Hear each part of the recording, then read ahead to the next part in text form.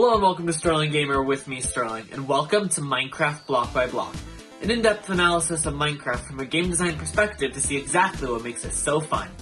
This is the first episode of this brand new series. I'm really excited for this. I want to do Minecraft content again for a while, but I just haven't had any good ideas for it.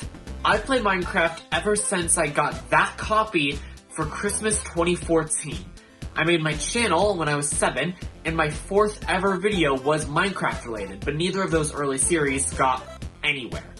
Years later I made some really bad Minecraft videos, but I haven't really touched it since making retrospectives, despite it being one of my 2 favorite games of all time.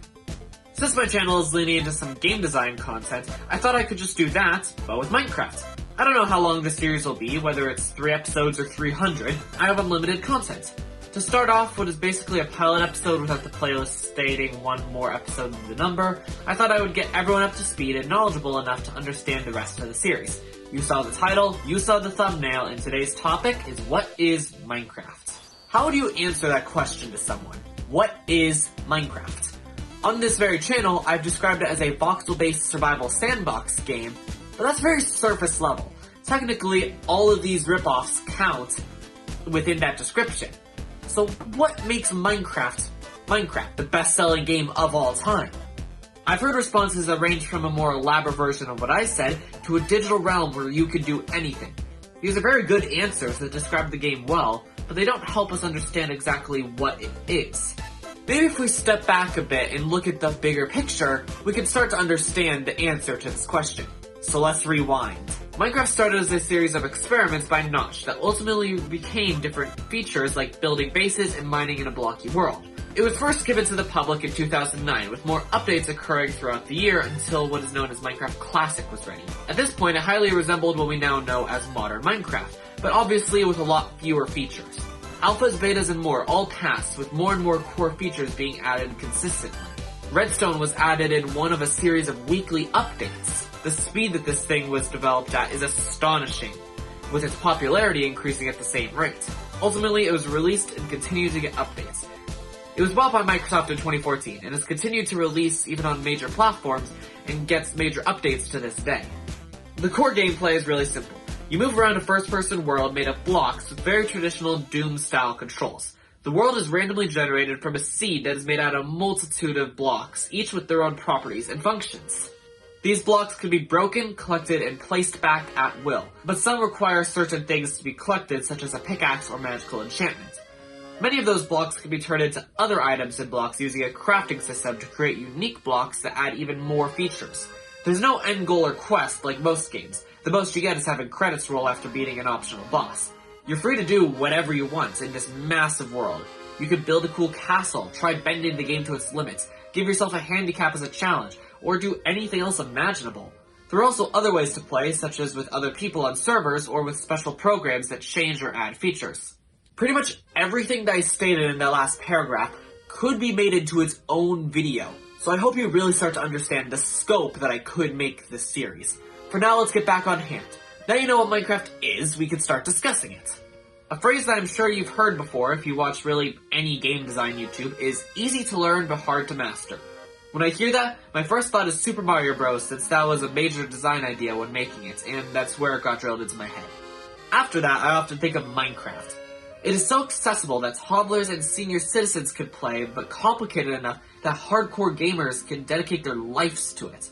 I play the game entirely differently than what I did all those years ago, but it's still the same game at its core. My bros and I could sit down and have an intense gaming session in the exact same world that my 7-year-old brother or little cousins could be building little houses. That ease of play mixed with endless possibilities leads to a game that almost anyone can enjoy.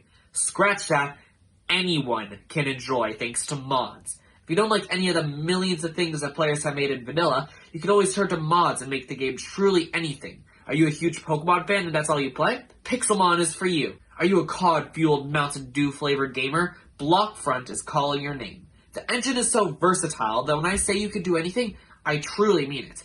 People have even made working computers in a game running on their computer. Stop and think about that for a second. People in the year 2023 have created working computers within a video game running on their computer that was released in 2009 using features that were in a weekly update And it's a computer that you can code and it can display data. It's crazy. If that does not impress you, I'm sorry, nothing I could show you in this series will. Let's rein back into the pure vanilla game. No mods, no insane machines, just the vanilla game. An insane community pushing the boundaries of what is possible and making insane creations in an accessible engine are one thing, but that core game is something else entirely. It's truly hard to compare it to any other game. There are other survival sandbox games, but they all tend to have a very strict set of things you could do or poor design. The closest I could think of is Terraria, being a similar block-based survival sandbox game. The biggest difference being that it's 2D. But even then, Terraria has its own flavor, with much less that you could do, but such an insane overflow of features to make up for it. All those features, to make it feel like you could do anything, actually tend to make it feel bloated and make the game more constricting than Minecraft, which only has a fraction of the items. Minecraft gives the player a vast and ever-changing, but still manageable toolset, and lets you do whatever you can think of. It truly is the most unique and, dare I say, perfect game ever made. I cannot wait to start analyzing individual features in their own videos. If you didn't notice, this video was a little scatterbrained because I kept having all these ideas for things I could elaborate on and kept having to stop myself because I could make whole videos on them. It was actually much worse than it now is. As I said in the beginning, I do not know how long this series will be, and that's really freeing. With previous Minecraft series, I've almost felt an obligation to make it a long series that goes through the whole world that I'm showing, which leads to immediate burnout. But this one's very different. I no longer have a burden of expectations. I could just make Minecraft videos. Who knows, this series might go on for a long time. If you're here from episode 300, welcome. This is where it all began. So thank you for watching. Please comment below any specific ideas that I could make videos on. And stay tuned for more videos which should come out pretty soon. See y'all later. Bye!